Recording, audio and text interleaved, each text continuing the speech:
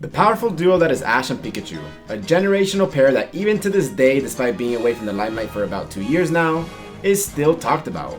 Peanut butter and jelly, ham and cheese, Ash and Pikachu. Watching this channel and subscribing. All of these things just go hand in hand, you wouldn't think twice of one without the other.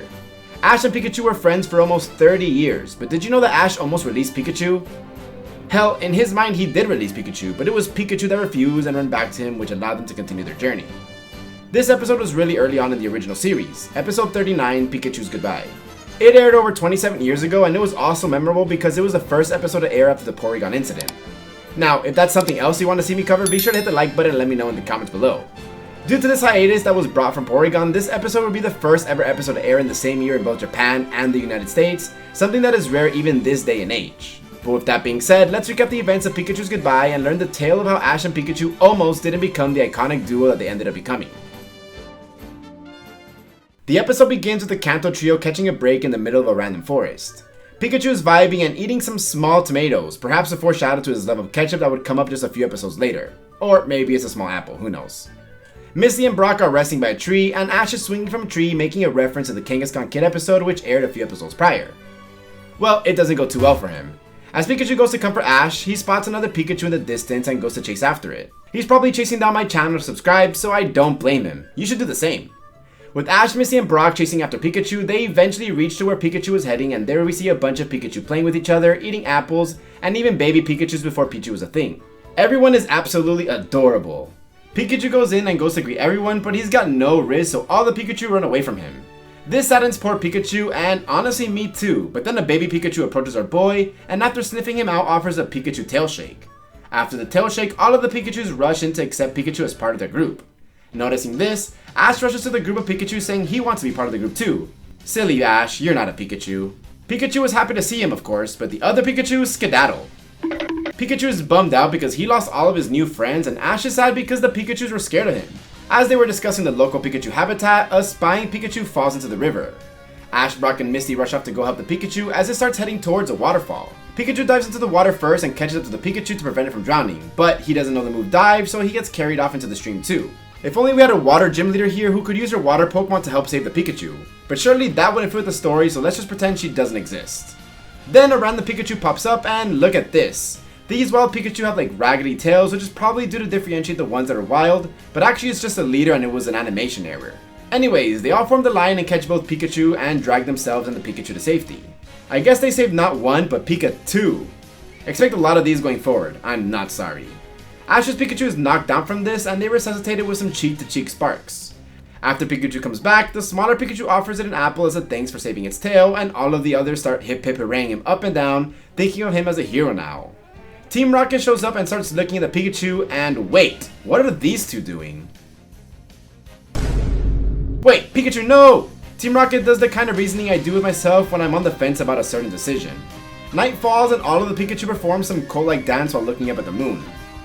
Brock then calls Misty and Ash over for dinner, and he notices that Pikachu is fitting in so well, so he says that the best thing that could happen for Pikachu is being here with its own kind. Like, dude, just tell Ash that he should release Pikachu at that point. The Who's That Pokemon then plays, and it's definitely Pikachu. Who's that Pokemon? It's Pikachu!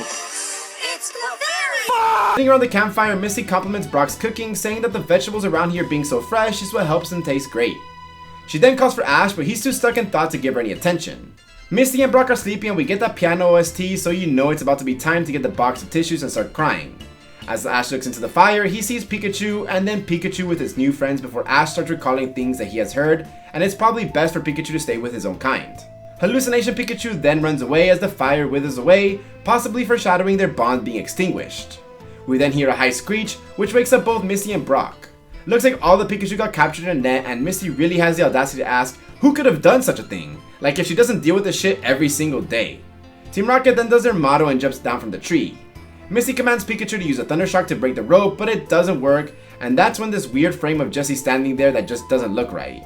James calls this a insulated seizure net. You might as well just give up. Which is a possible reference to the Porygon seizure incident, but I don't know. Ash, Brock, and Misty charge towards Team Rocket to handle this, but again they have other Pokemon, so why not use them? I guess in this case only their fists can do the talking. James drops an absolute banger. Why don't you check out our website? Ash's Pikachu then starts biting the net, and the other Pikachu follows suit and starts chewing on it. Eventually, Pikachu is able to break through and he climbs to the top and starts tormenting the Team Rocket trio. Ash and friends break out at the same time, and they use their net to help catch the other Pikachu as they jump off theirs. Eventually, all of the Pikachu manage to escape except for Ash's, who's still on the balloon with Team Rocket. He dodges their attacks and bites a hole in the balloon, which sends them blasting off. Ash catches Pikachu who fell off, and we get an emotional scene which is definitely played up for the episode because blasting off Team Rocket with Pikachu is an everyday occurrence, honestly. Pikachu then runs off from Ash to hang out and cheer with his new Pikachu gang. Uh-oh, the piano is starting to play again. And no, I'm not talking about Cynthia's. When Brock and Misty compliment Ash's training of Pikachu, he sadly walks off. He then tells them that he's gonna leave Pikachu here. Pikachu shows up and Ash tells him to stay here and that he's leaving because he's gonna be much happier here. As Ash walks away, Pikachu chases after him, but Ash tells him to stop as the Pikachu in the forest need him. Ash then runs away, and yes, this is the real frame rate, and we get a nice rendition of You're My Best Friend, followed through a flashback of Ash and Pikachu's moments until now. Mind you, this is episode 39, so it isn't that much, but still. The original series loved releasing Pokemon: Butterfree, Primeape, Pikachu here, Pidgeot, we would even get Squirtle sent off, and Charizard to train away. The flashback sequence lasted for more than 2 minutes, which is more than 10% of the entire episode's runtime. After the flashback, Brock and Misty ask Ash why he's doing this, and he says that he's doing it for Pikachu to be happier. The sun rises and Pikachu's awaiting for Ash. The other Pikachu then pop up behind Pikachu and all begin cheering on Pikachu to go back with Ash. Pikachu then runs towards him and jumps into his arms, and that's where the episode ends, with Ash and Pikachu's bond going stronger than ever. However, the episode fell flat with how quickly they got reunited, since Ash left Pikachu with 2 minutes to spare in the episode. There wasn't much tension afterwards, they just left the emotional baggage in a 2-minute flashback sequence with emotional music. I didn't hate this episode, but I didn't like it if I'm gonna be honest. I'm gonna rate this episode a 4 out of 10.